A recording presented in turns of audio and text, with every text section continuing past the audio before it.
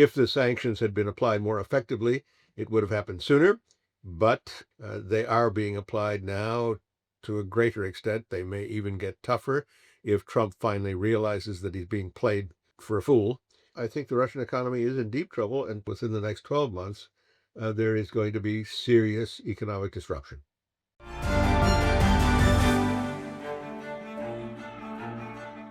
Hi, I'm Maddie, Hale, and welcome to the Trump Report. Today I've got Professor Richard Portes on the show. He's a professor of economics at the London Business School, and we're going to dive straight into Russia's economy and whether the sanctions placed by the US and the EU will work. So thank you so much for joining the Trump Report today, Professor. Delighted to be with you. I want to start off with this report that was circulating last week from the Moscow Times. It was saying that Russia's economy has slipped into technical stagnation in the second quarter of this year. Now, we saw that Sberbank CEO German Gref, he was repeating concerns that Russia is tipping into a recession and that the central bank needs to cut interest rates even further. But then we saw Vladimir Putin at the Economic Forum completely deny this and said that the 18% interest rates are necessary to control inflation. So, Professor, what is the truth here? Well, it's probably true that 18% interest rates are necessary to control inflation. It's also true that, or false, rather, that that is the problem of the Russian economy. Gref is talking his book, as it were, and the real problems are quite different. It's a war economy which has deprived consumers of consumption goods and is running out of labor because they're sending all these young men off to get killed. It is not just in this term technical stagnation. That's rubbish. It's stagnating. It's coming down to zero growth, and I think it will actually decline. The Russian economy is in very bad shape. They have a budget deficit, and they can't cover their budget deficit as easily as we can simply by issuing government bonds. Who's going to buy their government bonds, right?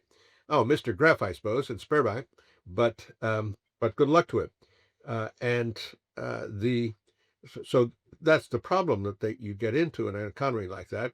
If you try to deal with your budget deficit by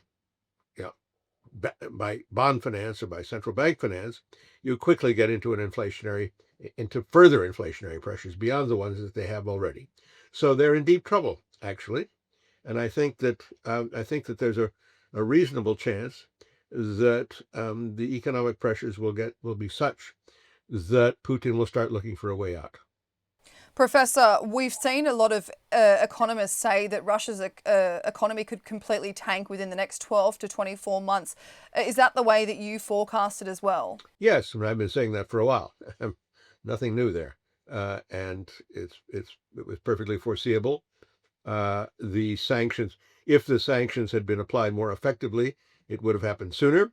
But they are being applied now to a greater extent. They may even get tougher if Trump finally realizes that he's being played for a fool, which is normal.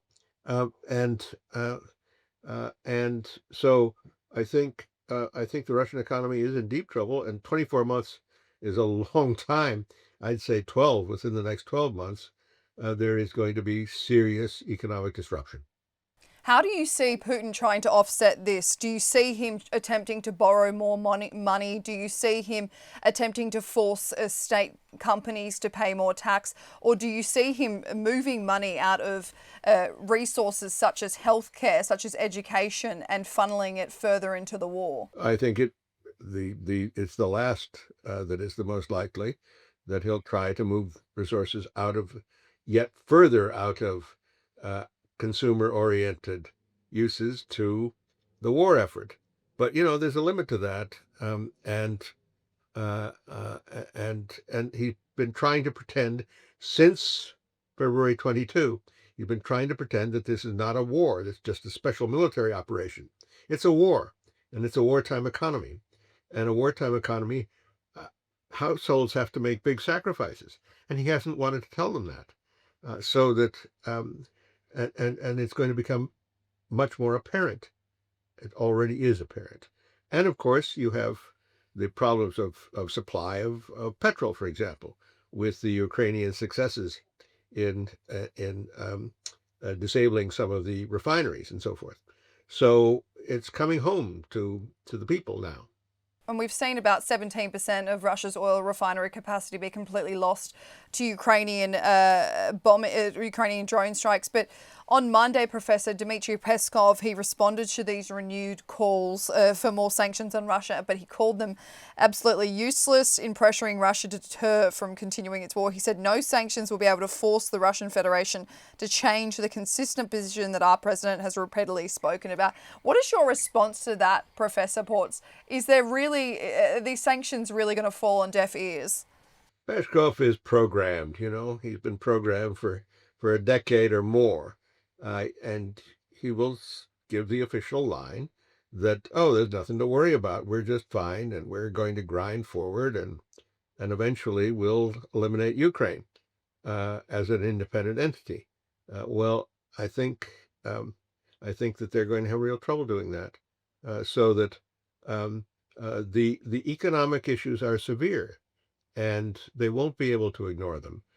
You can run a war economy, but you also have to tell the people, and they haven't done that. They haven't told the people this is a war economy, sacrifices are necessary, etc. We're not in a war. We're in a special military operation, aren't we? Well, I wonder how well that's being believed, Professor, but I want to get into Donald Trump's part in this. He said that he was asked on Sunday whether he was ready to launch his second phase of sanctions on Russia and countries importing Russian oil. And he said that he's ready to start phase two, but he's having visitors from the EU come to Washington this week to discuss it. So from your economic perspective, Professor, when you're looking at what kind of sanctions the US and the EU could implement on Russia that would completely disrupt their economy and force his hand into ending the war, are there particular percentages that you think would work? I think the sanctions are having a significant effect. They would have more effect if they could really block deliveries of oil from Russia abroad, and that is not easy. You've got countries like India. Trump has not done his best to keep friendship with India. You've got a country like India, which is willing to take Russian oil at a discount, but it generates revenues, and they need those revenues desperately. They have very little foreign exchange reserves left, and they're running a budget deficit, and I think the sanctions are having a significant effect. They could be tighter, of course, and if the United States and Europe really get more serious about this, they can make them tighter, and they should. You mentioned India. We've seen these 50% tariffs being placed on India, 25% of which was a penalty for importing this cheap Russian oil. We've yet to see really Trump punish China in the same way, despite the fact that they account for nearly 50% of Russia's entire crude oil exports. So, Professor, why do you think Donald Trump is so apprehensive about punishing China in the same way?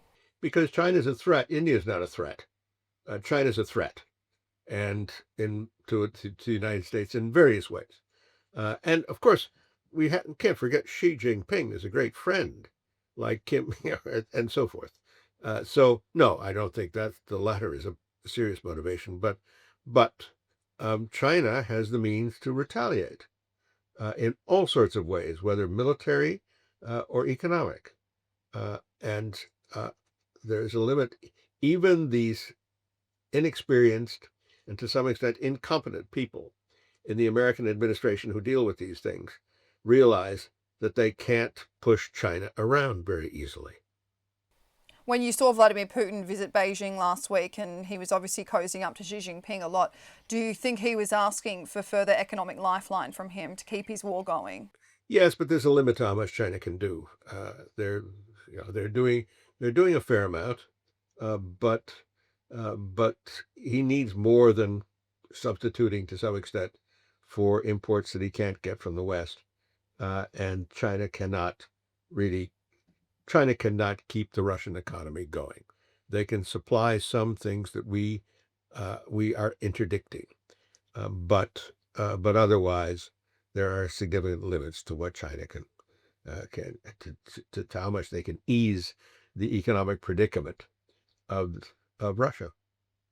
Professor, just a final question. In May that we saw the US Court of International Trade rule that Trump's tariffs exceed any authority granted to the president. And then on Friday, we saw the US Court of Appeals for the Federal Circuit reaffirm this. Trump is now taking this to the Supreme Court. Then Treasury Secretary Scott Bessent, he said that if the Supreme Court rules that they are illegal, the US might have to refund billions of dollars in tariffs. Now, of course, this money would be refunded to US companies or foreign companies with US subsidiaries. So it wouldn't be the US consumer who paid extra for these things that they bought. But how do you think Americans will view Donald Trump if they're forced to have to pay them back?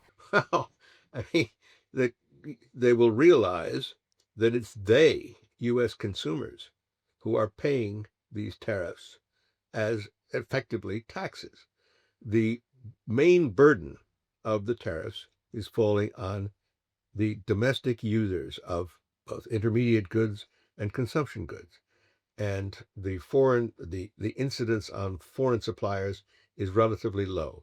So it's just effectively a redistribution of income within the United States, and lightening of the tax. It would be a lightening of the tax burden on households, which is a good thing.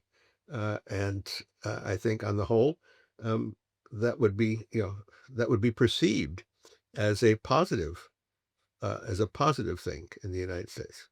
Well, let me rephrase it, Professor. How do you think Donald Trump will react? Oh well, if I could answer that, I could answer a lot of questions that you haven't even put yet. Uh, does anybody know how Donald Trump will react from one day to the next? Is he going to bomb Chicago? Is he, what does he mean with the various mad tweets that he sends out? Who knows? I mean, it's totally unpredictable. Professor Richard Port, thank you so much for joining the Trump Report today. A pleasure. Thank you.